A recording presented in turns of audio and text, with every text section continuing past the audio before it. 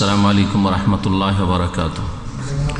बिस्मिल्लाहिर रहमानिर रहीम। अल्हम्दुलिल्लाहि रब्बिल आलमीन वस्सलातु वस्सलामु अला सय्यिदिल मुरसलीन नबियना मुहम्मद व अला आलिहि व सहबिहि अजमाइन व मन तबिअहुम बि इहसानिन इला यौमिद्दीन। अम्मा बाद फ़अऊज़ु बिल्लाहि मिनश शैतानिर रजीम।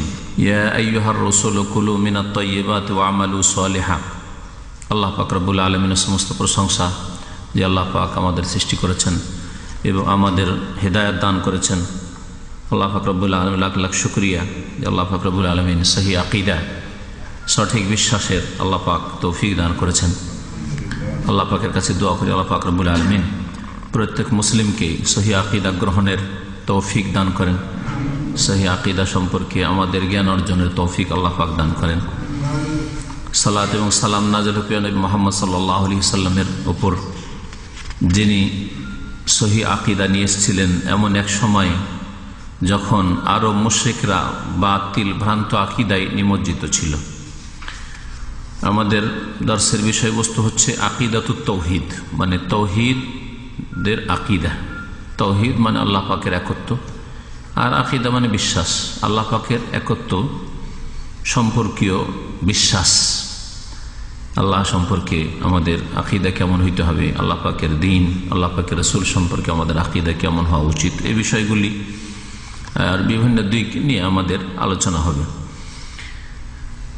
লেখক হাফিজাহুল্লাহ তাআলা বলছেন যে আল ফাসলুস সালিস ফি বায়ানিল ইনহিরাফ আনিল আকীদা ওয়াস সুবুলুত তাওয়াক্কি মিনহু। অর্থাৎ বিষয়বস্তু হচ্ছে আকীদা থেকে বিভ্রান্তির বর্ণনা বা বিভ্রান্তির কারণ।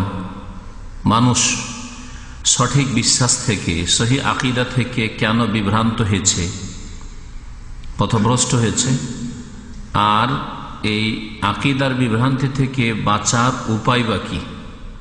তাহলে এতে দুটো বিষয় রয়েছে। একটা হচ্ছে আল্লাহ পাক আদম আলাইহিস সালামকে সৃষ্টি করলেন, প্রথম মানুষ, আর তারপরে তার ছেলে মেয়েরা জন্মাতে থাকলো, ছেলে মেয়েদের ছেলে মেয়ে হইল, ধীরে ধীরে মানুষ বাড়তে থাকলো পৃথিবীতে। চিন্তা করেন, এমন একটা সময় ছিল পৃথিবীতে একজন মানুষ, দুইজন হইল, দুজন থেকে বেশ কয়েকজন হইল। এইভাবে মানুষ সবাই তো আদম সন্তান, ইহুদি হোক, খ্রিস্টান হোক, হিন্দু হোক, অগ্নি পূজক হোক, নাস্তিক হোক, আর মুসলিমদের মধ্যে বাতিলপন্থী বিদাতপন্থীরাই হোক, যারা শিরক বিদাত করে ধর্মের নামে, তারাই হোক, সবাই তো এক আদমের সন্তান, এক বাপ এক মা, সবাই তো মানুষ। কিন্তু বিশ্বাসের ক্ষেত্রে এত বিভ্রান্তি কেন ছড়াইল? কেউ আগুনের পূজা করে, কেউ গাছের পূজা করে, কেউ কবর মাজার পূজা করে, কেউ আর কিছুরই পূজা করে। এমন কোন জিনিস নেই যার পূজা হয় না পৃথিবীতে, আল্লাহকে বাদ দিয়ে। তো আল্লাহ পাক সম্পর্কে, অথচ আল্লাহ পাক মানুষকে সৃষ্টি করার সাথে সঠিক বিশ্বাস সম্পর্কে জানিয়ে দিয়েছেন। আদম আলাইহিস সালামকে আল্লাহ পাক জানিয়েছেন আল্লাহ সম্পর্কে কি বিশ্বাস রাখতে হবে, এবং তার ছেলে মেয়েরাও দীর্ঘদিন ধরে তার বংশধর সহি আকীদার উপর ছিল। প্রথম গুমরাহি, প্রথম ভ্রষ্টতা নূহ আলাইহিস সালামের পূর্ব জামানায় শুরু হয়, আকীদার ক্ষেত্রে বিভ্রান্তি। তো আকীদার ক্ষেত্রে বিভ্রান্তির কারণ বা কি? একাধিক কারণ আছে, আর বর্তমান যুগেও অধিকাংশ মানুষ বিভ্রান্ত হয়ে রয়েছে আকীদার ক্ষেত্রে, বিশ্বাসের ক্ষেত্রে। আল্লাহ পরকাল, রাসূল সম্পর্কে ভুল আকীদা, ভুল বিশ্বাস রাখে। তাহলে বাঁচার উপায় বা কি, এ হচ্ছে বিষয়। লেখক এখানে প্রথম বলতে চেয়েছেন যে সহি আকীদা থেকে বিভ্রান্ত হওয়া হচ্ছে মানুষের জন্য সর্বনাশ, ধ্বংস। এর চাইতে বড় সর্বনাশ হওয়া আর কিছু নেই। সহি বিশ্বাস না থাকে তাহলে এই কয়দিন দুনিয়ায় যেভাবে থাকেন না কেন, সুখে থাকেন আর দুঃখে থাকেন, তারপরে মওতের মুখে যেতেই হবে। আর মওতের পরে কোনো রেহাই নেই জাহান্নাম ছাড়া। আকীদার বিভ্রান্তি যদি হয়, তাহলে সঠিক আকীদাই যদি না থাকে, তাহলে জাহান্নাম ছাড়া কোনো উপায় নেই। তাহলে যেই ব্যক্তি সহি আকীদা থেকে বিভ্রান্ত হইল, তার পরিণাম বড়ই খারাপ। চিরকালের জাহান্নামের আযাব, এ তো ছিল পরকালের বিষয়। দুনিয়ার ক্ষেত্রেও লেখক বলতে চেয়েছেন, যার সহি আকীদা নেই সেই ব্যক্তির শান্তি নেই। আসলে এই 50-60 বছরের সীমিত জীবন, যেটাকে আমরা অনেক লম্বাই মনে করছি, আর এর জন্যই সারা দুনিয়ার দৌড়ঝাঁপ, কিন্তু আখিরাতের তুলনায়, মতের পরের জীবনের তুলনায় একেবারে সংকীর্ণ সময়। কত দ্রুত সময় পার হয়ে চলে যাচ্ছে।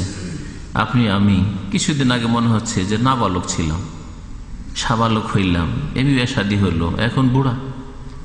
কখন যে মত চলে আসে, কি তার আগে চলে আসে।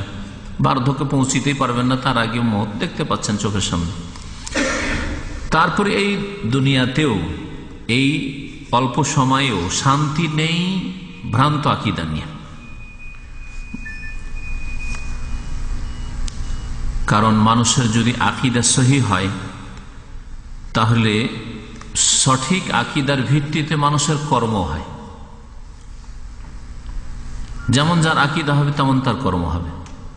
দুনিয়া সম্পর্কে যদি এরকম ধারণা হয় যে দুনিয়াটি হচ্ছে আমাদের গন্তব্যস্থল, তাহলে দুনিয়াতে পশুর মতো চরিত্র হয়ে যাবে, পশুর মতো চলাফেরা হয়ে যাবে। কারণ এটি হচ্ছে আসল গন্তব্যস্থান। এখানে যা করবা করে না, যেটুকু ভোগ করার করে না, এরপরে মরে যাওয়ার পরে আর কোনো সব চিন্তা নেই। তাহলে গেল তো, মরে গেলে তার কিছু পাবেন না।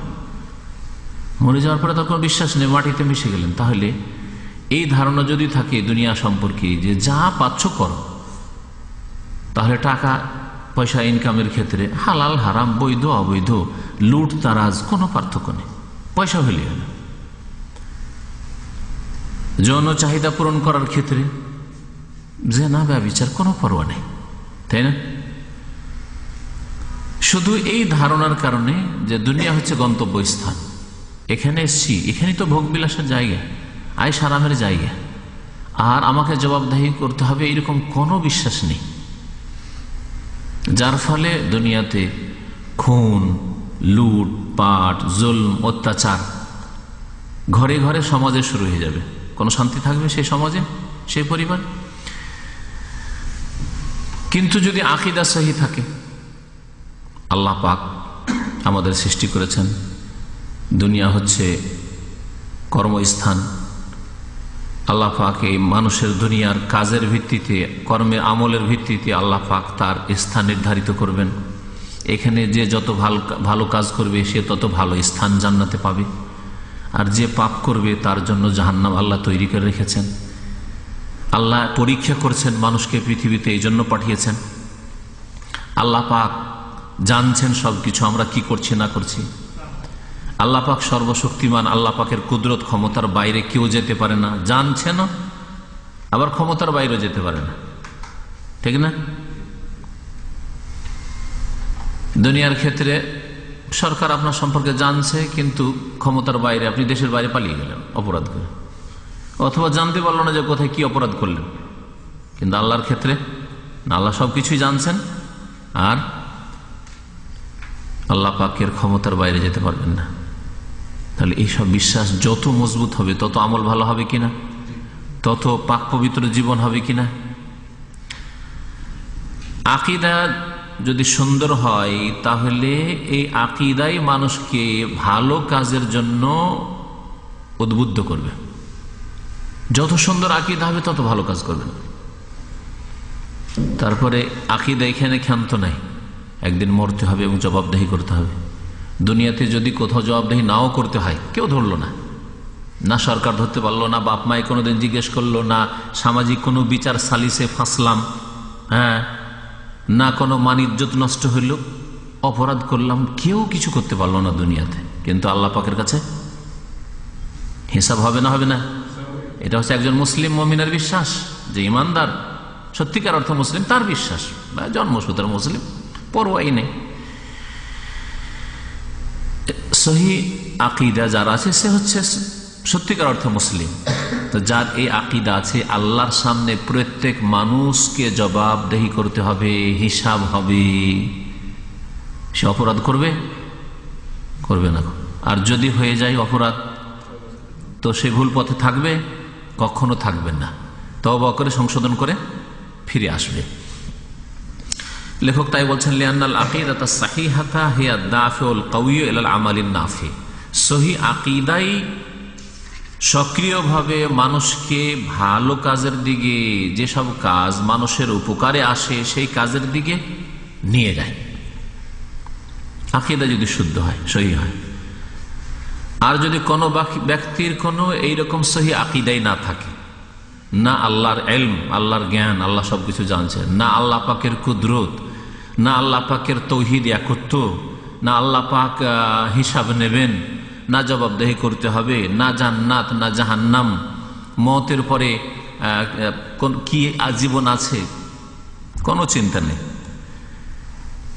এইরকম যদি জীবন যাপন হয়, আল্লাহ পরকালের বিশ্বাসবিহীন জীবন যাপন, না আল্লাহ বিশ্বাস না পরকাল বিশ্বাস, তাহলে মানুষ সংশয়ে নিমজ্জিত থাকবে। আর সংশয়কে বলা হয় শুবহাত, আর শাহওয়াতে নিমজ্জিত থাকবে। সংশয় মানে যা যে বললো যদি বিশ্বাসও করে তো ভ্রান্ত ধারণা। সমাজের লোক যা বলে তাই বিশ্বাস করে। সমাজ যদি বলে তোমার বালা মুসিবত হয়েছে, অসুখ বিসুখ হয়েছে, যাও না তুমি মাজারে যাও না, ওখানে তো অলিউল্লাহরা দিতে পারে, ওটাই বিশ্বাস করবে। কারণ আল্লাহ পরকাল ওই সব আকীদা তাওহীদের কোনো জ্ঞান নেই। আর একজন হিন্দু যদি বলে যাও না অমুক দেবী দিতে পারে, হ্যাঁ অমুক আমাদের সাই বাবা আছে, ওর কাছেই যাবে। হ্যাঁ, ভারতের বিগত রাষ্ট্রপতি আব্দুল কালাম যাকে বলা হতো সাই বাবার কাছে যেত, আর সহি আকীদা নেই, সেই জন্য। চিন্তা করতে পেরেছে? কেউ সাই বাবার কাছে যাচ্ছে, কেউ যাচ্ছে কবর মাজারে, কারণ সহি আকীদা থেকে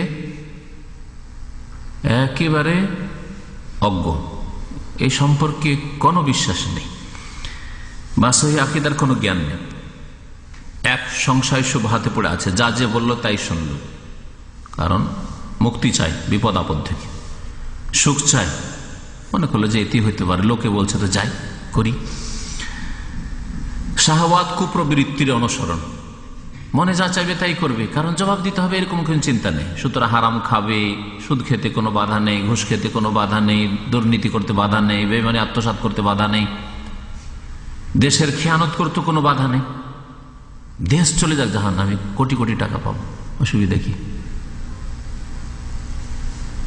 প্রতিরক্ষা দপ্তরে যারা আছে অস্ত্রের উপরে স্বাক্ষর করলো, অস্ত্র নিয়ে গিয়ে সন্ত্রাসীদের হাতে নামিয়ে দিল, টাকা ইনকাম করলো। তা হচ্ছে দেশের বিরুদ্ধে যারা প্রতিরক্ষা দপ্তরে আছে নিয়ে গিয়ে শত্রুদের হাতে অস্ত্র তুলে দিচ্ছে টাকার জন্য। কে ওর হিসাব নেবে? তো নিজেই মালিক ডিপার্টমেন্টের। কিন্তু যদি আল্লাহর সামনে জবাবদেহি করতে হবে, আমার ওপর কেউ জানতে পারলো না, আমি এই ডিপার্টমেন্টের মালিক, কিন্তু আমার মালিক আল্লাহ, জবাবদেহি করতে হবে। দেশের খেয়ানত করলাম, প্রত্যেক নাগরিক কিয়ামতের দিনে আমার বিরুদ্ধে দাবিদার হবে, এসব বিশ্বাস যদি থাকে তো দেশের খেয়ানত করবে। সুতরাং একজন সৎ মুসলিম, ভালো মুসলিম, সহি আকীদার মুসলিম কখনো বিশ্বাসঘাতক হইতে পারে না, দেশের খেয়ানত করতে পারে না, জাতির খেয়ানত করতে পারে না, আল্লাহর হকেরও খেয়ানত করবে না, মানুষের হকেরও খেয়ানত করবে না, নিজের স্ত্রীর খেয়ানত করবে না, নিজের স্বামীর খেয়ানত করবে না একজন মহিলা। পক্ষান্তরে আকীদা যদি সহি না থাকে সব পাপী হইতে পারে না, পারে না? তাহলে সহি আকীদা কিন্তু সমস্ত ভালো আমলের মূল। আর সহি আকীদা যদি না থাকে তাহলে সমস্ত পাপের মূল হচ্ছে ভ্রান্ত আকীদা।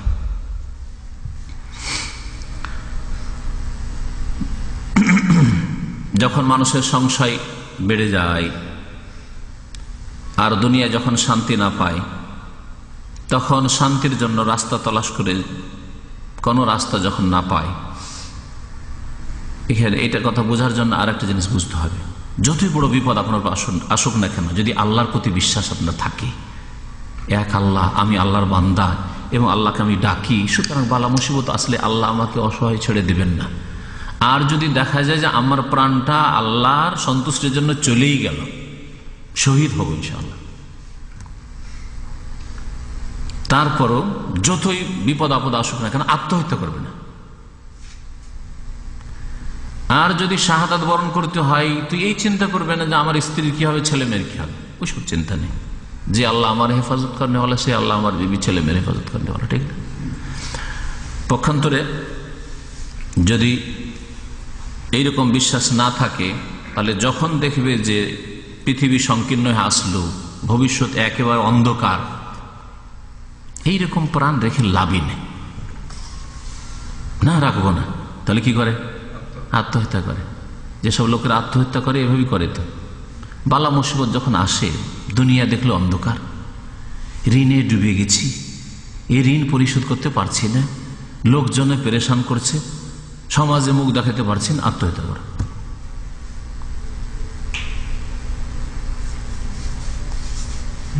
তাই লেখক বলেছেন যে যেই ব্যক্তির পৃথিবী সংকীর্ণ হয়ে পড়ে সেই ব্যক্তি কি করে? সুমাইহাউলু তাখাল্লুস মিন হাযাদ দিক, এই সংকীর্ণতা থেকে মুক্ত হওয়ার জন্য চেষ্টা করে।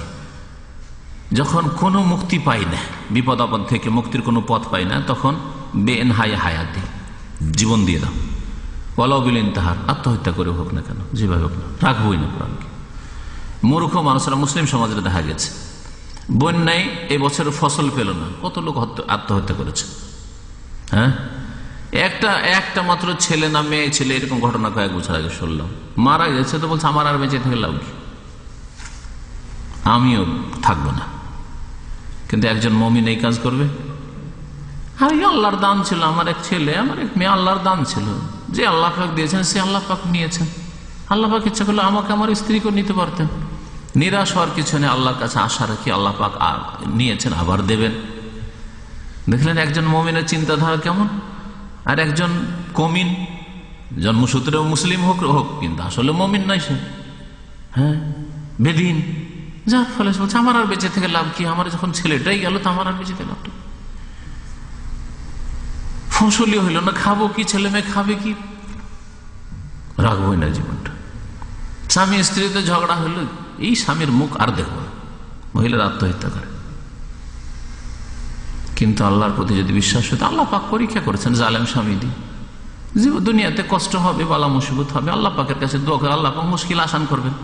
একজন মুমিন ধার্মিক মহিলার চিন্তাধারা কেমন, আর একজন বেদিন আল্লাহ পরকাল বিশ্বাস নেই, অথবা গতানুগতিক বিশ্বাস, বাপ মা বলেছে এতটুকু, আত্মহত্যা করে ফেললো, স্বামীর সাথে ঝগড়া হয়, স্বামীর মার খাওয়ায়, হ্যাঁ দেখবো না এই স্বামীর মুখ।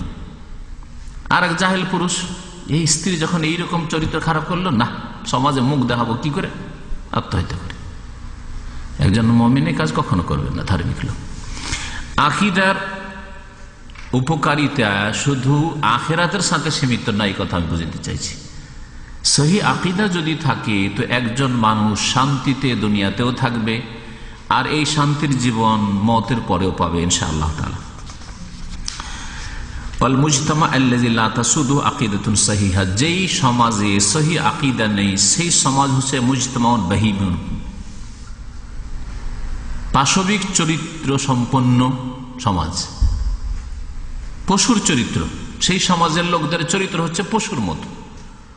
পশু যেমন এক অপরকে, শক্তিশালী পশু দুর্বল পশুকে খায়, বড় মাছ ছোট মাছকে খায়, জঙ্গলের শক্তিশালী পশু দুর্বল পশুকে খেয়ে ফেলে, বাঘ সিংহ হরিণ খায়, ঠিক না, দুর্বলকে খেয়ে ফেলে, ওই রকম সমাজ তৈরি হবে। আর এই রকম যখন হবে তখন যে পার্থিব জীবনের যে শান্তি রয়েছে সে শান্তি হারিয়ে ফেলবে। যদিও পার্থিব দিক থেকে দুনিয়ার ধন সম্পদ ভোগবিলাসের সামগ্রী যথেষ্ট রয়েছে, আল হায়াতুল মাদ্দিয়া মানে পার্থিব জীবন, পার্থিব জীবনের সামগ্রী, মাদ্দা মানে হচ্ছে বস্তু, ধন সম্পদ ভোগবিলাসের সামগ্রী যথেষ্ট আছে, তারপরে শান্তি পায় না। আর একজনের ধন সম্পদ কম আছে কিন্তু তার শান্তি আছে, কারণ তার সহি আকীদা আছে। আর বাস্তব সত্য, আজকালকার বর্তমান পৃথিবীর পরিসংখ্যানে যে সব দেশগুলি ধনী দেশ সেই সব দেশে আত্মহত্যার সংখ্যা বেশি। গরিব ধার্মিক মুসলিমদের মধ্যে অধিকাংশই ইমান হারা বা ইমানদের ক্ষেত্রে আমলের ক্ষেত্রে দুর্বল হয়ে গেলেও মুসলিম আর অমুসলিম দুটো সমাজ তৈরি করেন আপনি। মুসলিম দেশ অমুসলিম দেশ, মুসলিম সমাজ অমুসলিম সমাজ। অমুসলিম সমাজে আত্মহত্যা বেশি, আর মুসলিম সমাজের কোন ধার্মিক লোক কখনো আত্মহত্যা করবে না, আল্লাহ পরকালে যারা বিশ্বাসী আর সহিহ আকীদা বিশ্বাসী। অনেক সময় হয়তো নামাজ রোজা আছে কিন্তু সহিহ আকীদা জানে না, দিন সম্পর্কে কোনো জ্ঞান নেই, যার ফলে হয়তো আত্মহত্যা করে। না হলে কখনোই হইতে পারে না যে একজন মুমিন ধার্মিক লোক সহিহ আকীদা বুঝে আর আত্মহত্যা করবে।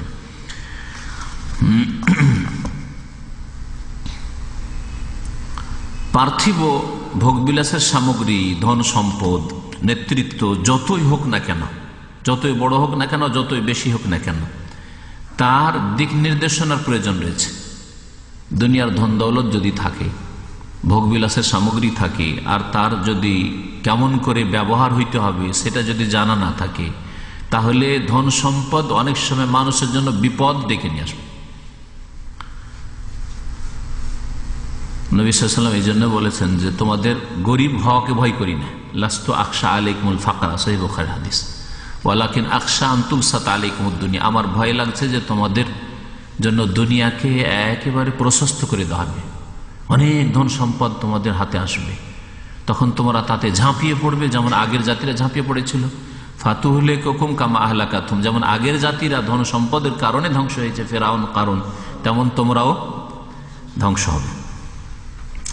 আদ সামুদ এরা তো সচ্ছল ছিল, সচ্ছলতে অহংকার করেছিল, মান আসাদ্দু মিন্না কুওয়া, আমাদের চাইতে শক্তিশালী আছেই বাকি, আল্লাহ পাক ধ্বংস করেছেন তাদের। এই জন্য দুনিয়ার যতই ভোগবিলাসের সামগ্রী আছে এগুলির গাইডের প্রয়োজন রয়েছে। ওয়ালা মুআজ্জাহা লাহা সিওয়াল আকীদা সাহিহা, সহিহ আকীদা ছাড়া কোনো দিক নির্দেশনা হিদায়াত হতে পারে না। আকীদা যদি বিশুদ্ধ না হয় তাহলে দুনিয়ার ভোগবিলাসের সামগ্রী মানুষের কাছে যাচ্ছে, এর দিক নির্দেশনা, এর হিদায়াত হতে পারে না। আল্লাহ পাক রব্বুল আলামিন তাই কোরআনে কারীমে ইরশাদ করে সূরা মুমিনুন আয়াত নম্বর 51-তে, ইয়া আইয়ুহার রাসূলু কুলু মিনাত তাইয়্যিবাতি ওয়া আমালু সালিহ, হে রাসূল, হে রাসূলরা, বহুবচন রাসূল, হে রাসূলগণ তোমরা পাক পবিত্র বস্তু খাও, দুনিয়ার সামগ্রী তাইয়্যিবাত, আল্লাহ দুনিয়া সম্পর্কে বলছেন, তাই না? তার সাথে আল্লাহ পাকের দিক নির্দেশনা, ওয়া আমালু সালিহা, এবং কাজ ভালো করিও, খেয়ে দে কাজ ভালো করিও।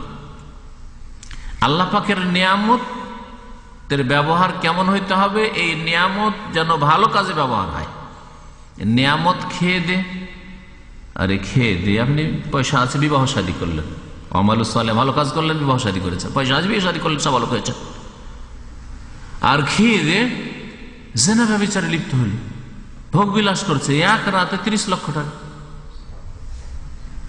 হ্যাঁ, এইরকম ভোগবিলাসী জীবন, পাশবিক জীবন, পশুর চরিত্র। যারা পশুর মতো জীবন যাপন করছে তাদের অবস্থা এরকম। আল্লাহ পাক রব্বুল আলামিন গাইড করেছেন, হে রাসূলগণ তোমরা দুনিয়ার যেগুলি ভোগবিলাসের সামগ্রী রয়েছে, তাইয়্যিবাত পাক পবিত্র রয়েছে, সেগুলি তোমরা ভক্ষণ করো, আর তার সাথে সাথে ওয়া আমালু সালিহা, নেক আমল করো। দাউদ আলাইহিস সালাম সম্পর্কে আল্লাহ পাক রব্বুল আলামিন বলেছেন, তারপরে সুলাইমান আলাইহিস সালাম সম্পর্কে। দাউদ আলাইহিস সালামকে আল্লাহ পাক বেশ কিছু নিয়ামত দিয়েছিলেন, আমি সংক্ষেপ করছি কারণ আসল বিষয়ের দিকে যাব, যে সহিহ আকীদা থেকে বিভ্রান্তির কারণ কি আর বাঁচার উপায় কি। আল্লাহ পাক তাকে বেশ কিছু নিয়ামত দিয়েছিলেন, তারপর আল্লাহ বলছেন ওয়া আমালু সালিহা, তোমাকে এসব নিয়ামত দিয়েছি, এসব নিয়ামত পেয়ে আবার আল্লাহ পরকাল ভুলে যায় না। নবীকে আল্লাহ বলছেন আনামাল সাবিগাতিন ওয়াকাদ্দির ফিস ওয়া আমালু সালিহা, নেক আমল করো, ভালো কাজ করো। সুলাইমান আলাইহিস সালামকে আল্লাহ পাক কত বিশাল রাজত্ব দিয়েছিলেন আর কত ক্ষমতা দিয়েছিলেন। তারপরে আল্লাহ পাক শেষখানে বলছেন যে ইমালু আলা দাউদা শুকরা, হে দাউদের বংশধর তোমরা শুকরিয়ার কাজ করো। ইমালু আলা দাউদ, হে আলে দাউদ, ইয়া আলা দাউদ ছিল আসলে, হে দাউদ আলাইহিস সালাম বংশধর তোমরা কর্ম করো, কি শুকরিয়ার কর্ম, শুকরিয়া অন্তর থেকে, শুকরিয়া কথার দ্বারা, শুকরিয়া কাজের দ্বারা। এই জন্য শুকরিয়ার আমলের কথা আল্লাহ বলেছেন, শুকরিয়ার কর্ম, অন্তরের কর্ম, জবানের কর্ম, আর মানুষের অঙ্গ প্রত্যঙ্গ, ব্রেন, বুদ্ধি, বিদ্যা সবকিছু দিয়ে শুকরিয়া আদায় করেন। আল্লাহ পাক ব্রেন দিয়েছেন, এরও শুকরিয়া লাগবে। জবান দিয়ে শুধু আলহামদুলিল্লাহ পড়া নয়, এই বিদ্যা বুদ্ধি আল্লাহ পাক যে বিচক্ষণতা দিয়েছেন, এটাকে ভালো কাজে লাগাইতে হবে, আল্লাহ পাকের সন্তুষ্টির কাজে লাগাইতে হবে। এই ব্রেন বুদ্ধিকে অনেকেই কুফরির কাজে লাগিয়েছে, ইসলাম দ্রোহিতার কাজে লাগিয়েছে। তাদের ব্রেন সবসময় কাজ করছে ইসলামের ক্ষতি করার জন্য, মুসলিমদের ক্ষতি করার জন্য। আল্লাহ পাক বলছেন ওয়াকালিলুম মিন ইবাদিয়াশ শাকুর, আমার শুকরগুজার বান্দার সংখ্যা খুব কম। দুনিয়ার নেয়ামত পেয়ে আল্লাহ পাকের শুকরিয়া আদায় করতে হবে, শুকরিয়া অল্প লোকে করে, তোমরা সেই অল্প লোকের দলে সামিল হইও। সংখ্যা গরিষ্ঠতা সত্যের মাপকাঠি নয়, মেজরিটি দল ভারী হওয়া হকের আর ভালো লোক হওয়ার পরিচয় নয়, বরং মন্দরাই সংখ্যাগরিষ্ঠ হবে। সুতরাং গণতন্ত্র কখনো শান্তি নিয়ে আসতে পারে না, কোনো দেশে গণতন্ত্র শান্তি নিয়ে আসতে পারে না, শান্তি নিয়ে আসতে পারবে না। গণতন্ত্র দিয়ে এমনকি ইসলাম প্রতিষ্ঠার কল্পনা যারা করছে, স্বপ্ন দেখছে, কোনোদিন হয়নি আর হবেও না। একটি দেশে দেখান, এতদিন ধরে চেষ্টা চলছে যে কোনো দেশে গণতান্ত্রিক পদ্ধতিতে ইসলাম কায়েম হয়েছে বা ইসলামের দণ্ডবিধান কায়েম হয়েছে, কখনো করবে না, তারা মিথ্যাবাদী। আকীদার শক্তি যাতে করে দুনিয়ার শক্তি থেকে বিচ্ছিন্ন না হয়, দুনিয়ার আল্লাহ পাক যে ক্ষমতা দিয়েছেন তার সাথে সাথে আকীদার শক্তি যেন আপনার মধ্যে কাজ করে। দুনিয়ার শক্তি আপনার গায়ে আল্লাহ পাক বল দিয়েছেন, আপনাকে ধন সম্পদ দিয়েছেন, আপনাকে নেতৃত্ব দিয়েছেন, আপনাকে বিদ্যা বুদ্ধি দিয়েছেন, হ্যাঁ কৌশল দিয়েছেন, যা দুনিয়ার আল্লাহ পাক দিয়েছেন, এর সাথে সাথে আকীদা থাকতে হবে। আর একটি কথা এতে সংযোজন করি বুঝাবার জন্য, যে দিনের শিক্ষা আর দুনিয়ার শিক্ষা বিচ্ছিন্ন করায় আজকে অধপতন এসছে মুসলিম উম্মায়। যেমন দুনিয়ার যে শক্তি রয়েছে, মাদ্দী শক্তি যেটাকে বলা হচ্ছে, এই দুনিয়ার শক্তি থেকে আকীদার শক্তিকে আলাদা করা যাবে না, দুটো একসাথে হবে। দুনিয়া তার সাথে যেন আকীদা ঠিক থাকে আল্লাহ পরকাল সম্পর্কে। ঠিক তেমনি ধর্মীয় শিক্ষা এবং দুনিয়ার শিক্ষা দুটোই যেন একসাথে থাকে। আজকে মুসলিম দেশগুলিতে বড়ই দুঃখজনক অবস্থা, স্কুল কলেজ ইউনিভার্সিটি মানে দুনিয়ার নিছক শিক্ষা, দিনবিহীন শিক্ষা, সেকুলারিজম, ধর্ম নিরপেক্ষতা, ধর্মকে বাদ দেওয়া। এখানে ধর্ম নেই, ধর্ম তোমার বাড়িতে মসজিদে, ব্যাস। স্কুল কলেজ ইউনিভার্সিটিতে ধর্মকর্ম নেই। স্কুল কলেজে সাবজেক্ট পড়াশোনা করবে, সায়েন্স টেকনোলজি পড়বে, আর মেডিকেল পড়বে, ইঞ্জিনিয়ারিং পড়বে, আর ধর্ম আবার কি। এই জন্য মুসলিম সমাজে ডাক্তার তৈরি হয়, ইঞ্জিনিয়ার তৈরি হয়, বৈজ্ঞানিক তৈরি হয়, বুদ্ধিজীবী তৈরি হয়, বেদিন তৈরি হয়। সুতরাং এদেরকে দিয়ে কোনো লাভ নেই, মুসলিম উম্মার কোনো ফায়দা হয় না। শাসক তৈরি হয়, মন্ত্রী মিনিস্টার তৈরি হয়, মুসলিম জাতিতে মুসলিম, কিন্তু এদের দিয়ে দিন ইসলামের কোনো ফায়দা হয় না। কারণ শিক্ষা ইসলাম দিনবিহীন শিক্ষা, দুনিয়ার শিক্ষা নিয়েছে, দিনের শিক্ষাকে পৃথক করে দিয়েছে। দিন দুনিয়া যখন আলাদা আলাদা করেছে, তখন এই গুমরাহি নেমে এসছে, অধপতন নেমে এসছে মুসলিম উম্মার। যেসব সমাজের শিক্ষিত মানুষ যাদেরকে মনে করা হচ্ছে তারা দিন ইসলামের কাজে আসেনি।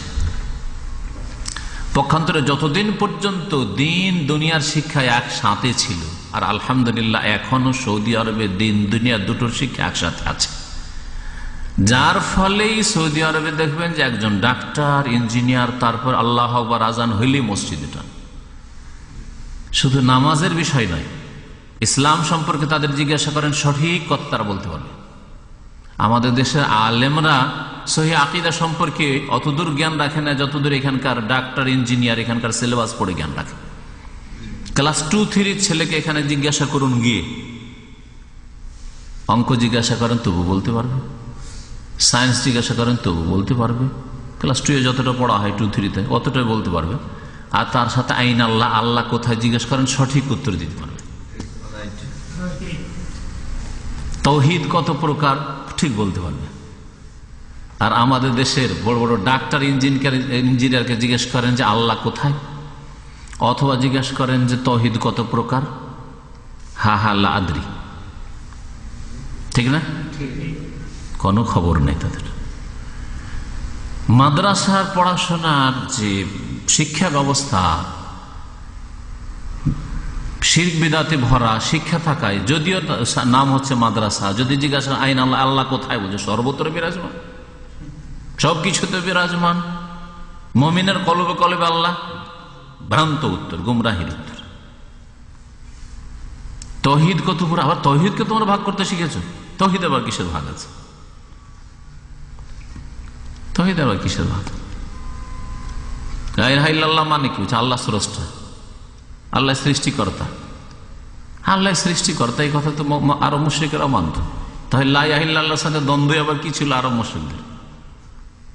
লা ইলাহা ইল্লাল্লাহ মানে যদি আল্লাহ সৃষ্টিকর্তা শুধু হয়, তাহলে আল্লাহ সৃষ্টিকর্তা, আল্লাহ রিজিক দাতা, আল্লাহ আসমান জমিনের মালিক, আল্লাহর হাতে আসমান জমিনের নিয়ন্ত্রণ, এই কথা তো মক্কার মুশরিকরা মানত। আবার যখন তাদেরকে নবী করিম সাল্লাল্লাহু আলাইহি ওয়াসাল্লাম বলতেন, ইয়া আইয়ুহান নাস, হে মানব সকল, কুলু লা ইলাহা ইল্লাল্লাহ, বলো আল্লাহ ছাড়া কেউ ইলাহ নেই, তুফলিহু, তাতেই তোমাদের কল্যাণ রয়েছে। তখন তারা কেন বলল? সূরা সাদে আল্লাহ বলছেন, আজাআলাল আলিহাতা ইলাহান ওয়াহিদ, এতগুলি আলেহাকে ক্যান্সেল, একবারে এক এলা ব্যাস। ইন্না হাযা লা শাইউন উজাব, এটা আশ্চর্য কথা, কখনো মানা যাবে না। কেন বলল? আরবরা তাদের মাতৃভাষায় কোরআন নাযিল হয়েছিল, মুশরিক হইলেও এলাহ মানে বুঝতো, কিন্তু আজকাল মাদ্রাসায় এলার অপব্যাখ্যা, এলাহ মানে স্রষ্টা, এলাহ মানে অলমাইটি, সর্বশক্তিমান, না, এসব অর্থ নয়। এলাহ মানে মাবুদ, ইবাদতের হকদার সত্যিকার অর্থে আল্লাহ ছাড়া কেউ নেই। আরব মুশরিকেরা এখানে নবীর সাথে বিরোধ রাখত। সৃষ্টিকর্তা মোহাম্মদ, তুমিও মানো আল্লাহকে, আমরাও মানি, কিন্তু মাবুদ, ইবাদতের হকদার শুধু ওই ওপরওয়ালা আল্লাহ, না, এটা মানবো না। আমাদের লাতো জামানাতো ইবাদত পাবে, সিজদা পাবে, দোয়া পাবে, মান্নত পাবে, নজর নিয়াজ পাবে, জবাই পাবে, খাসি মরগ পাবে, এগুলো পাবে আমাদের দেবদেবী। এরা ছিল ওলিয়া উলিয়া, এদের মাধ্যমে আল্লাহ নৈকট্য লাভ করে, এরা ওসিলা। এই ওসিলা রাস্তা দিয়ে তো মুসলিম সমাজের লোকেরা শিরকে লিপ্ত হয়েছে। শয়তান এখানেও সুযোগ নিয়েছে। সহি আকীদা যেন দুনিয়ার শক্তির সাথে সাথে থাকে। দুনিয়ার শক্তি আছে আর আকীদা নেই, তখন যত রকমের জুলম অত্যাচার হতে পারে, শিরক কুফরি থেকে শুরু করে সবচেয়ে বড় জুলম হচ্ছে শিরক আর কুফরি। এছাড়াও মানুষ মানুষের উপর জুলম অত্যাচার করবে। সহি আকীদা যদি থাকতো, তো শক্তিশালী দেশ, একটা গরিব দেশ এসে এইভাবে কি হানা দিত? কখনোই কাজ করতো না। জবাবদাহি করতে হবে না, ওইসব চিন্তাই নেই। শক্তি আছে, ক্ষমতা আছে, ইচ্ছা মতো, আমাদের ইচ্ছা মোতাবেক সারা পৃথিবীকে চালাবো, এই না অবস্থা আজকালকার। আমাদের এখানে স্বার্থ আছে, এই দেশের স্বার্থ আছে, সুতরাং এখানে ঢুকবো, যেভাবে হোক না। হচ্ছে না, হইল না। তো পার্থিব শক্তির সাথে যদি সহি আকীদা থাকতো, তাহলে মানুষ মানুষের উপর জুলম করতো না, এক দেশ আরেক দেশ উপর জুলম অত্যাচার করতো না, আল্লাহর হকের ক্ষেত্রে জুলম অত্যাচার করে শিরক কুফরি করতো না।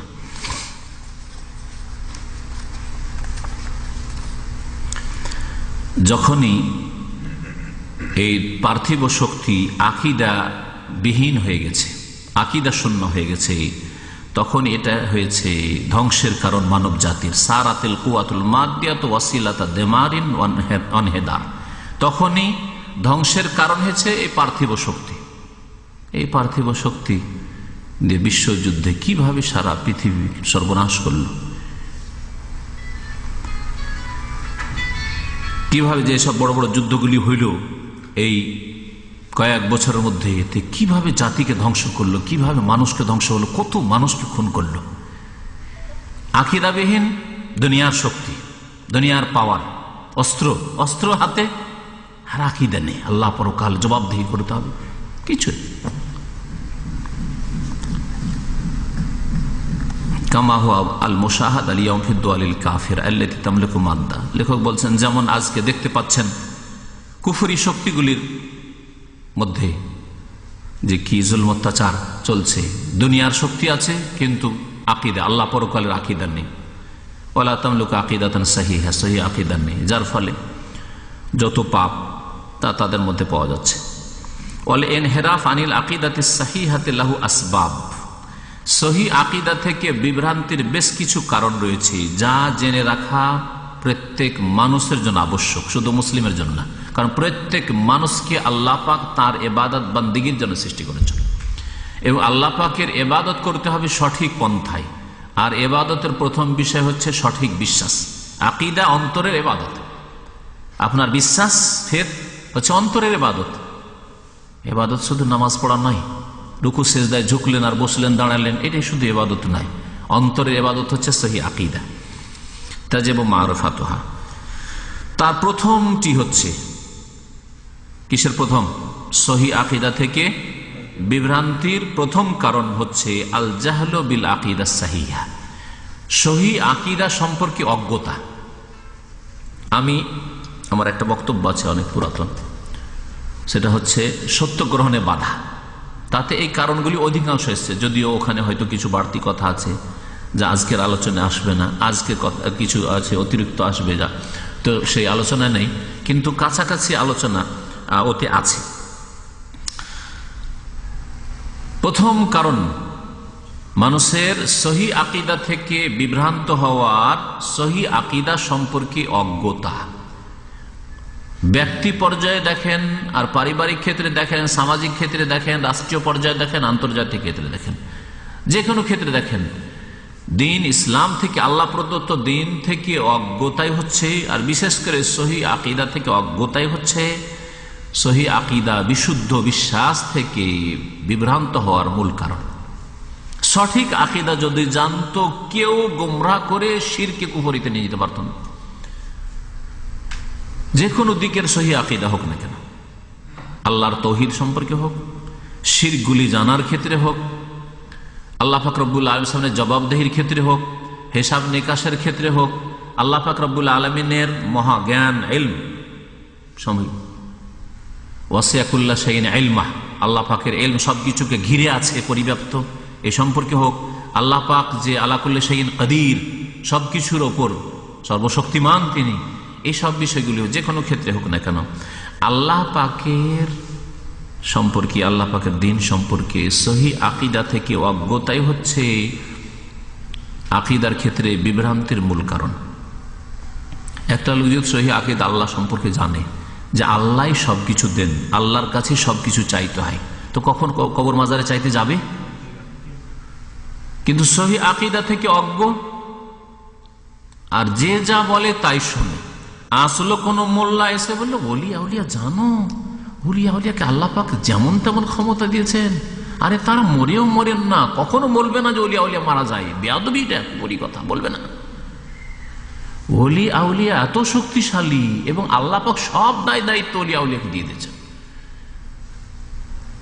আর এইরকম কেরামতি ওলি আউলিয়ার আছে যে কত লোক যাচ্ছে আর কেউ খালি হাতে ফিরে আসে না।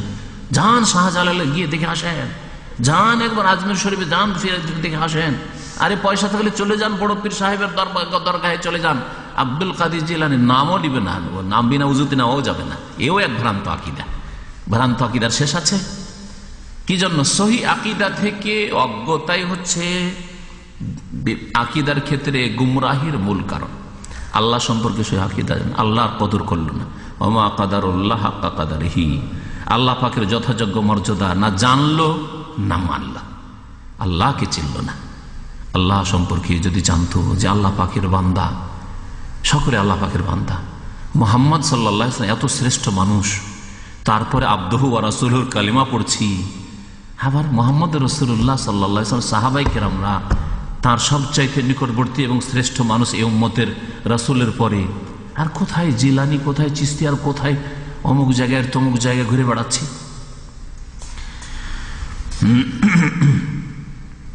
সহি আকীদা সম্পর্কে অজ্ঞতা কেন আসলে মুসলিম সমাজে বা মানব জাতির মধ্যে? বেসাবাবিল ইরাদ আন তাআল্লুমিহা ওয়া তালিমিহা, কারণ সহি আকীদা না নিজে শিখলো আর না শিখাইল। সহি আকীদা শিখাবার লোক নেই। যারাই শিখাচ্ছে ইসলামের কথা, ওয়াজ মাহফিলের ওয়াজ, কিসসা কাহিনী, কেরামত, হ্যাঁ এইসব, কোন আকীদার বক্তব্য শুনেছেন? একটা কথা এই জন্য মাঝে মাঝে বলি যে আমাদের দেশের মানুষেরা উজু ভঙ্গের কারণ জানে, উজু কিসে নষ্ট হয় তা জানে, নামাজ কিসে নষ্ট হয় তা জানে, কিন্তু আকীদা কিসে নষ্ট হয়, ইসলাম কিসে নষ্ট হয় খবরই রাখে। অথচ এটা আগে জানার প্রয়োজন ছিল।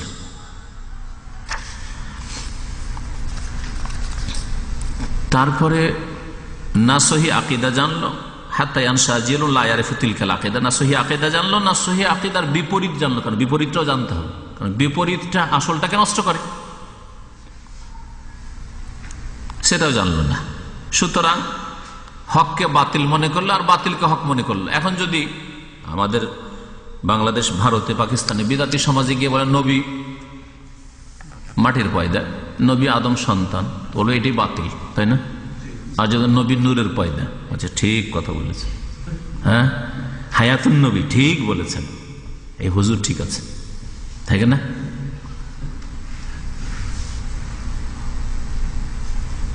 ওলিয়া আউলিয়া সম্পর্কে, পীরদের সম্পর্কে যত কেরামতি বয়ান করে সব ঠিক আছে তাদের কাছে। আর যদি বলেন ওলিয়া আউলিয়া কিছুই দিতে পারে না, তারা মারা গেছেন, ওয়াহাবি লাহাবি বলবে না? হ্যাঁ, দেখলেন হক বাতিল হয়ে গেছে আর বাতিলটাই হক হয়ে গেছে। সত্যিকার কথা বলেছেন, ফায়াতাকিদুল হাক্কা বাতিলান ওয়াল বাতিলা হাক্কান, হককে বাতিল মনে করে, বাতিলকে হক মনে করে।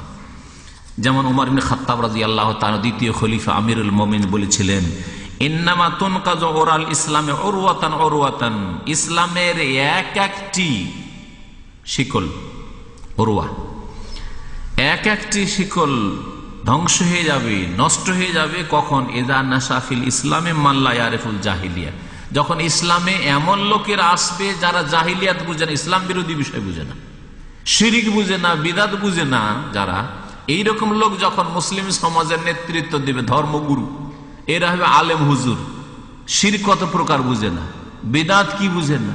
আরে বিদাত যদি বলেন যে বিদাত, ওদের বিদাতকে বিদাত বলেন, তো বলবে তোমার ইন্টারনেট দেখা বিদাত, আজকে কে বলছিল, তোমার ইউটিউবে বক্তব্য শোনা বিদাত, বুঝলেন? জাহেল বিদাতি বুঝে না। অথচ নবী করিম সাল্লাল্লাহু আলাইহি ওয়াসাল্লামের একটা হাদিসের একটি অংশ শুধু যথেষ্ট ছিল বিদাত বোঝার জন্য। মান আহদাসা ফি আমরিনা হাযা, যারা আমাদের এই ধর্মীয় ব্যাপারে নতুন কিছু করবে। ইন্টারনেট ধর্মীয় ব্যাপার না দুনিয়া? দুনিয়ার ব্যাপারে আল্লাহ পাক স্বাধীনতা দিয়েছেন, হালাল হইলি হইল, হারাম কিছু না থাকলে হইল। চড়ছিলেন উটের পিঠে, গাধার পিঠে, খচ্চরের পিঠে, এখন প্লেনের পিঠে চড়ে যাবে, কোনো অসুবিধা নেই, দুনিয়া আপনার। এমনি মুখে বলছিলেন, আওয়াজ পৌঁছাতে পারছিলেন, চিৎকার করছিলেন, আপনার আওয়াজ আরেকজন পৌঁছিয়ে দিত, দূরে পৌঁছাইতে হইলে এখন এই মাইক আপনার পৌঁছাচ্ছে। হ্যাঁ, চিঠিপত্র লিখছিলেন, পৌঁছিল কেউ পৌঁছিল না, সাথে সাথে মেসেজ করছেন, সাথে সাথে পৌঁছেছে, অথবা সাথে সাথে কথাই বলে নিলেন, কেমন আছে না আছে সরাসরি জেনে নিলেন। বিদাত হবে নাকি? দুনিয়া আমার ক্ষেত্রে বিদাত নাই। তো বলছেন ওমর রাদিয়াল্লাহু তাআলা আনহু, ইসলাম ধ্বংস হবে কখন? যখন ইসলামে এমন লোকেরা জন্মাবে যারা জাহিলিয়াত বুঝবে না। তাহলে ইসলামের হেফাজতের জন্য ইসলাম বিরোধী আকীদাগুলিও জানতে হবে, শিরক বিদআতও জানতে হবে। মুসলিম সমাজের সহি আকীদা থেকে, মুসলিম সমাজ বলবো এই জন্য যে মুসলিম সমাজেরা সহি আকীদায় এসেছিল কোন এককালে, সাহাবায়ে কেরামদের জামানায় কমপক্ষে তারা এসেছিলেন সহি আকীদায়, আর দীর্ঘদিন ধরে স্বর্ণযুগে তো তারা সহি আকীদার উপর ছিলেন। তারপরে আবার কি করে ধীরে ধীরে মুসলিম জাতি আবার ওই কবর মাজার পূজার শিরকে লিপ্ত হলো, বিদাতে লিপ্ত হলো, কি করে সহি আকীদা থেকে কি করে দূরে চলে গেল? এর একটি কারণ অজ্ঞতা। দ্বিতীয় কারণ হচ্ছে বাপ দাদা, পূর্বপুরুষ বা বুজুর্গানে দিন যারা ধর্মগুরু, তাদের তরফদারি করা, তাদের পক্ষপাতিত্ব করা, গোঁড়ামি। আমাদের বাপ দাদা ভুল করেছে, হ্যাঁ, এত বড় বড় আলেম হুজুররা আমাদের দেশে ছিল, তারা কিছু বুঝেনি? আপনি শুধু বুঝেছেন কোন মাদ্রাসা পড়েছেন আপনি? সহি আকীদা সৌদি আরব থেকে গিয়ে বলেন, বলে কি পড়েছেন আপনি? আপনাকে হেউ করার জন্য, আপনার কথা যেন সমাজের লোক না শুনে, কোন মাদ্রাসা থেকে ফারিগ হয়েছেন? হ্যাঁ, কতটা পড়াশোনা করেছেন আপনি? জি, সুতরাং সেখানে হিকমতের সাথে জবাব দিবেন, কারণ উদ্দেশ্য সৎ নয়, অসৎ উদ্দেশ্য। মাদ্রাসায় শিরক বিদআত পড়েছে, তারপর প্রাধান্য পাবে। আপনি সহি আকীদা শিখেছেন, কোরআন সুন্নাহর আকীদা, আপনাকে সে হেউ করে তাড়িয়ে দিবে সেখান থেকে। সেই জন্য সেখানে হিকমত অবলম্বন করতে হবে। কখন এইরকম কথা বলবেন না যে না ভাই এতিম মানুষ, কি বা পড়বো, 2-4 হরফ শিখেছি সৌদি আরবে, কখনো না এরকম কথা বলবেন না। আর এ কথা না বলা আপনার অহংকার করা নাই। আপনি বলবেন যে কোরআন এবং হাদিস যে দেশে নাযিল সেই দেশ থেকে কোরআন এবং হাদিস শিখে এসেছি আলহামদুলিল্লাহ। আপনি কি মিথ্যা কথা বললেন? আলহামদুলিল্লাহ, কোরআন হাদিস যেভাবে এখানে শিখছেন সারা দুনিয়া কোথাও শিখার ব্যবস্থা নেই। সত্য কথা বললেন, আর যাতে করে এরা আপনার কথার দুর্বলতায় এরা বিভ্রান্ত হবে। বরং আপনি এভাবে যদি না বলেন তারও গুমরা করলেন, ওদেরকে বিভ্রান্ত করলেন। ভাই আপনারা তো মাদ্রাসায় পড়েছেন মাশাআল্লাহ, আমি তো মাদ্রাসায় পড়িনি, তো ওখানেই তো দুর্বলতা প্রকাশ করলেন, অথচ তারাই দুর্বল, সহি আকীদাই বুঝে না। বাপ দাদার দোহাই দেওয়া হচ্ছে সহি আকীদা থেকে গুমরাহির একটা কারণ। দুনিয়ার ক্ষেত্রে বাপ দাদার কেউ দোহাই দেয় না, আমি মাঝে মাঝে বলি কথা, তাই না? আমাদের অধিকাংশ লোকের বাপ দাদা আমাদের চাইতে শিক্ষার দিক থেকে, জ্ঞান বুদ্ধির দিক থেকে, দুনিয়ার জ্ঞান বলছি না, হইতে পারে দুনিয়ার ক্ষেত্রে বিচক্ষণ ছিল, কিন্তু এমনি শিক্ষাগত যোগ্যতার দিক থেকে, শিক্ষাগত যোগ্যতার দিক থেকে মাদ্রাসায় হোক অথবা স্কুলে হোক, শিক্ষাগত যোগ্যতার দিক থেকে আপনার চাইতে আপনার আব্বার ডিগ্রি কম ছিল। আপনি মাধ্যমিক পাশ করেছেন, কমপক্ষে আপনার আব্বা হয়তো 4 পাস 2 পাস, ঠিক না? আপনি কিছু পড়াশোনা করেছেন, আপনার আব্বা কিছুই পড়াশোনা জানেন না। দুনিয়ার ক্ষেত্রে তো আপনার আব্বাকে ফলো করেন না, আপনি বলছেন আমি বেশি হিসাব বুঝি, আমি বেশি দুনিয়া বুঝি, আমি বেশি ব্যবসা বাণিজ্য বুঝি, আমি বেশি পটু, আমি বেশি কম্পিউটার বুঝি। আপনার বাপ কম্পিউটারটা অনও করতে পারবে না, অফ করতে পারবে না, আর ইন্টারনেট তো বুঝে না, মোবাইল খুলতে জানে না, একটা নাম সেভ করতে জানে না। বুঝতে পেরেছেন? তো দুনিয়ার ক্ষেত্রে কেন আপনার বাপের মতন হননি আপনি ওইরকম? শুধু ধর্মের ক্ষেত্রে বাপদাদা ভুল করেছে, হ্যাঁ বাপদাদা ভুল করতে পারে। যাকে অনুসরণ করতে বলা হয়েছে তিনি মুহাম্মদ রাসূলুল্লাহ সাল্লাল্লাহু আলাইহি সাল্লাম, তার আদর্শ দিয়ে, কোরআন এবং হাদিস দিয়ে বাপদাদার আকীদা আমলকে যাচাই করতে হবে, চেক করতে হবে। সহজ তরিকা, বাতিল হইলেও ভুল হইলেও বাপদাদার দোহাই দেওয়া, এটা হচ্ছে আকীদার ক্ষেত্রে গুমরাহির কারণ। আল্লাহ পাক রব্বুল আলামিন ইরশাদ করেছেন, ওয়াইযা কিলা লাহুম ইত্তাবিউ মা আনজালাল্লাহ, কাফের মুশরিকদেরকে যখন বলা হয়তো আল্লাহ পাক যা নাযিল করেছেন কোরআন বিধান তা মানো, তখন তারা বলতো বাল নাত্তাবিউ মা আলফাইনা আলাইহি আবানা, আমাদের বাপ দাদাকে যেই তরিকার উপর পেয়েছি, যে আদর্শের উপর সেটাই মানবো। আওয়ালাউ কানা আবাহুম লা ইয়াকিলুনা শাইআন ওয়া লা ইয়াহতাদুন, আল্লাহ পাক বলেন যদিও তাদের পূর্বপুরুষরা কিছু বুঝতো না আর সঠিক পথেও ছিল তারপরে মানবে। আরে বাপ দাদা ভুল করলে তারপরে ভুলের উপরই মানবে? তাদের চাইতে বেশি জানার ব্যবস্থা হয়েছে। আজকে থেকে 10টা বছর আগে আমরা মাদ্রাসা পড়া মানুষ যারা ইসলামিক শিক্ষা দীর্ঘদিন করেছি, একটা হাদিস খুঁজতে এই লাইব্রেরিতে একটা কিতাব করে খুঁজতে অনেক সময় লেগে যেত। আর এখন কম্পিউটারে একটা হাদিসের একটা শব্দ যদি মুখস্থ থাকে আর আপনার হাদিস সম্পর্কে জ্ঞান থাকে, এত সহজ আমাদের জন্য। একটা শব্দ যদি আপনি বলে দিতে পারেন অথবা আমার জানা থাকে, শব্দটা দিলেই চলে আসবে, সহিহ জয়ীফটা চলে আসবে। অনেক সময় হাদিস পেয়ে গেছি কিন্তু সহিহ জয়ীফ খুঁজতে কয়েকদিন।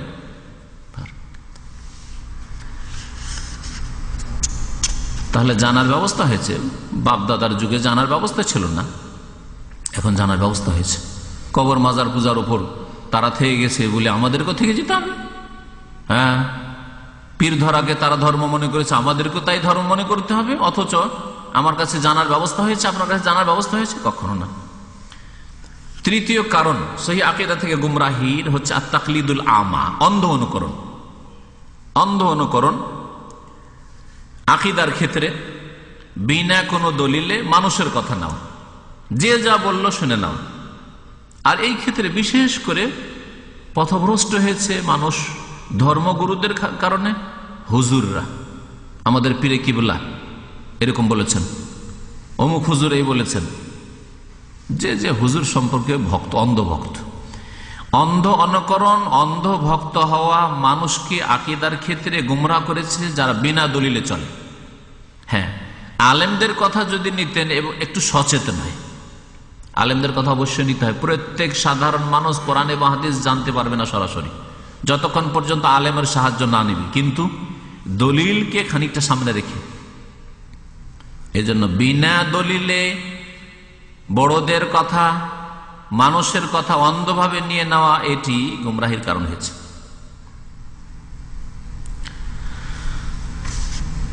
যতগুলি বাতিল ফিরকা এই ক্ষেত্রে জন্মেছে, জাহমিয়া হোক, মুতাজিলা হোক, আশারি মতবাদ হোক, সুফিরা হোক, যতগুলি তরিকত, যদি বলেন যে ভাই আপনি বলছেন যার পীর নাই তার পীর শয়তান, এটা কোথায় পেলেন, কোন হাদিসের কথা?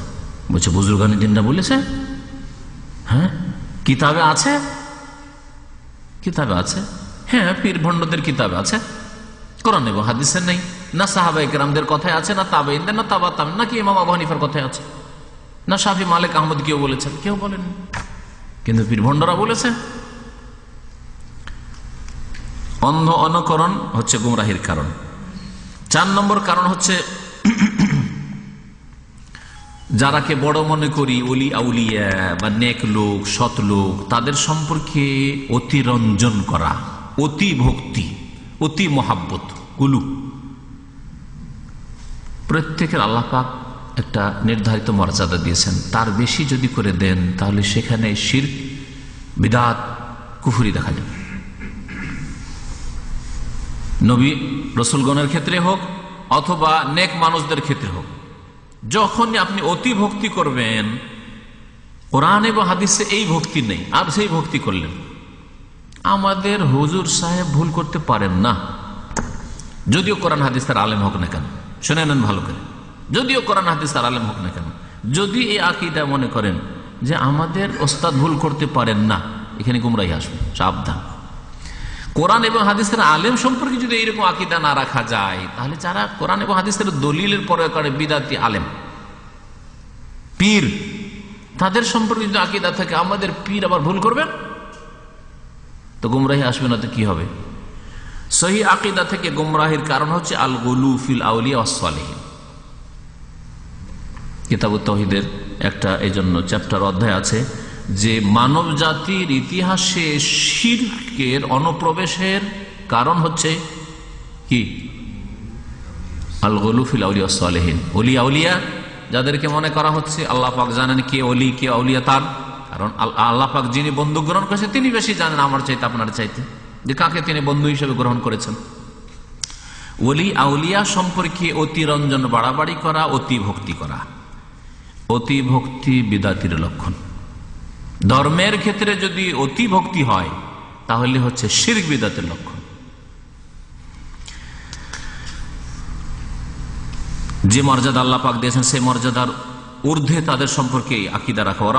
রাফাহুম ফাওকা মানজিলাতিহিম বিহাইসু ইউতাকাদু ফীহি মা লা ইয়াকদিরু আলাইহি ইল্লাল্লাহ মিন জালবিন নাফস। যেমন এমন ইতিকাদ করা যা আল্লাহ ছাড়া করতে পারে না। যেমন ওলি আউলিয়াকে ডাকলেই গায়েব থেকে তারা শুনে নেন, দূর থেকে শুনে নেন, মুরিদানদেরকে উদ্ধার করেন, মুরিদানের অন্তরের খবর তারা রাখেন, এবং আল্লাহ পর্যন্ত পৌঁছার জন্য ওলি আউলিয়ারা মাধ্যম, এরা ওসিলা। এসবগুলি আকীদা। ওয়াত্তাখাযুহুম ওয়াসাইত বাইনা আল্লাহ বাইনা খালকিহি ফি কাদাইল হাওয়াইজ। যে কোনো প্রয়োজন পুরা করতে হয় সরাসরি আল্লাহকে ডেকে পাওয়া যায় না, ওলি আউলিয়াকে ডাকলে, পীরদেরকে ডাকলে আল্লাহর কাছ থেকে নিয়ে দেন। হ্যাঁ, আল্লাহ পাকের কাছে দোয়া কবুল হবে যদি ওসিলা দিয়ে দোয়া করি, হে আল্লাহ তোমার নবীর ওসিলাই, বড় পীরের ওসিলাই, খাজা বাবার ওসিলায় আমার দোয়া কবুল করো, এভাবে যদি দোয়া করি তাহলে তাড়াতাড়ি কবুল হবে। এগুলি আকীদায় মানুষকে এইরকম অতিভক্তি, এগুলো হচ্ছে অতিভক্তি যেগুলি ইসলামে নেই, এগুলি মানুষকে সহি আকীদা থেকে বিভ্রান্ত করেছে। এইরকমই মাজারে গিয়ে হাসে মোরগ জবাই করা, মাজারে গিয়ে মান্নত করা, মাজারে গিয়ে দোয়া করা, ফরিয়াদ করা, মদত চাওয়া, বাবা গো মদত করো, সাহায্য করো, যেমন নূহ আলাইহিস সালামের জাতি এইভাবেই বিভ্রান্ত হয়েছিল। ওয়াদ, সোয়া, ইয়াগুস, ইয়াউক, এগুলি সলেহীন নেক লোক, সেই যুগের ওলি আউলিয়া ছিল। তাদের সম্পর্কে তারা বিভ্রান্ত হওয়ার কারণে তাদের হেদায়েতের জন্য আল্লাহ এমন নবী পাঠিয়েছেন যে এই নবী 950 বছর তাদেরকে এই শিরক কুফরি থেকে উদ্ধার করার চেষ্টা করেছেন। 5 নম্বর কারণ হচ্ছে আল্লাহ পাকের কোরআনে কারীমের আয়াত নিয়ে গভীরভাবে পড়াশোনা না করা। আজকের মুসলিম জাতির কাছে কোরআন আছে শুধু বরকতের জন্য। শতকরা 1 জন লোক দেখাতে পাবে যে গভীরভাবে কোরআন শরীফ পড়াশোনা করে, কোরআন অর্থ বুঝে পড়ে, খুব করলে হক আদায় করে, তেলাওয়াত করে, নেকি, নেকি আর নেকি, 1 অক্ষর পড়লে 10 নেকি, নেকির ভান্ডার শুধু, কোরআনের অর্থ বুঝে না। সূরা ফাতিহা পড়ে, আল্লাহকে বলে ইয়াকা নাবুদু ওয়া ইয়াকা নাস্তাইন, আল্লাহ তোমারই ইবাদত করি আর একমাত্র তোমার কাছে সাহায্য চাই। আবার মোনাজাতে ওলি আউলিয়ার কাছে চাই। বেরিয়ে গেল মাজায় খাসি মোরগ নিয়ে, সেখানে গিয়ে পীর বাবার কাছে চাই। সূরা ফাতিহা তেলাওয়াতের ফায়দা কি? কোরআনে কারীম নিয়ে তারা গৌরব ফিক্র করেন না। একদিকে কোরআনে কারীমের আয়াত নিয়ে গবেষণা করা, চিন্তা করা, অর্থ বোঝার চেষ্টা করা, আর একদিকে আল্লাহ পাকের যে সৃষ্টি রয়েছে এই সৃষ্টির ওপর গভীর নজর দেওয়া। আয়াতে কৌনিয়া সৃষ্টিগত আল্লাহ পাকের নিদর্শন, আর আয়াতে কোরআনিয়া বা আয়াতে শারঈ আল্লাহ পাকের শরীয়তের কোরআনে কারীমের আয়াত নিয়ে গবেষণা করা। এই সম্পর্কে যখন গাফিল হয়ে গেছে মানুষ, তখন আল্লাহ পরকাল থেকে গাফিল হয়ে গেছে। এত বিশাল সৃষ্টি যে আল্লাহ পাক করে রেখেছে, চন্দ্র সূর্য তারকারাজি, আল্লাহ পাকের এত মখলুকাত, কেউ অনাহারে থাকে না। আল্লাহ পাক মাটির তলায় কীট পতঙ্গকে রিজিক দিচ্ছেন, আর আমাকে আমার ছেলে মেয়েকে আল্লাহ রিজিক দেবেন না? সেটা হারাম পথ অবলম্বন করবো? দেখেন, তাহলে আল্লাহ পাকের সৃষ্টি নিয়ে যদি গবেষণা করেন তাহলে সহি আকীদা পাবেন।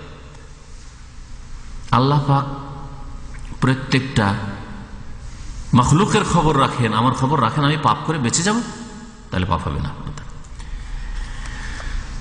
আর যদি মনে করেন যে আল্লাহ পাক যা কিছু পৃথিবীতে দিয়েছেন এগুলি আমাদের বিদ্যা বুদ্ধির ফসল, তো সেখানে তখন কারুন আর ফেরাউনের মতো অবস্থা হবে।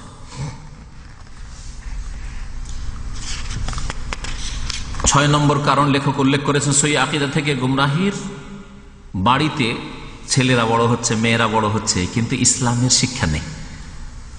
আসবাহাল বাইতু ফিল গালিব খালিয়া মিনাত তাওয়াজ্জুহিস সালিম, ইসলামের শিক্ষা পেল না। ইংলিশ, বাংলা আর দুনিয়া সবকিছু শিখাচ্ছেন একটা পরিকল্পনা নিয়ে, যে কেউ ডাক্তার বানাবেন, কেউ ইঞ্জিনিয়ার বানাবেন, কেউ এই বানাবেন, সেই বানাবেন, রাজনীতিবিদ বানাবেন, হ্যাঁ বুদ্ধিজীবী বানাবেন, কিন্তু ছেলেকে দিন ইসলামের কোনো হিদায়াত গাইড করলেন না। যার ফলে পরিবেশ বাপ মাকে যেমন দেখলো বেদিন, তেমন বেদিন ছেলে মেয়ে তৈরি হলো। স্কুলে বেদিন স্কুলে পাঠিয়েছেন, সেখানে গিয়ে শিক্ষকদেরকে যেমন বেদিন বিধর্মী দেখেছে তেমন বিধর্মী হয়েছে। নবী করিম সাল্লাল্লাহু আলাইহি ওয়াসাল্লাম বলেছেন, কুল্লু মাউলিদিন ইউলাদু আলাল ফিতরা, প্রত্যেক সন্তান শিশু জন্মায় ইসলামের ফিতরাতের উপর। ফিতরাত মানে আলা ফিতরাতিল ইসলাম, মুসলিম হয়ে জন্মায়, হিন্দুর ঘরে মুসলিম হয়ে জন্মায়, ইহুদি খ্রিস্টানের ঘরে মুসলিম হয়ে জন্মায়, নাস্তিকের ঘরে মুসলিম হয়ে জন্মায়, কবর পূজারীর ঘরে মুসলিম হয়ে জন্মায়, মুআহিদ হয়ে জন্মায়। ফাআবাওয়াহু ইউহাউবিদান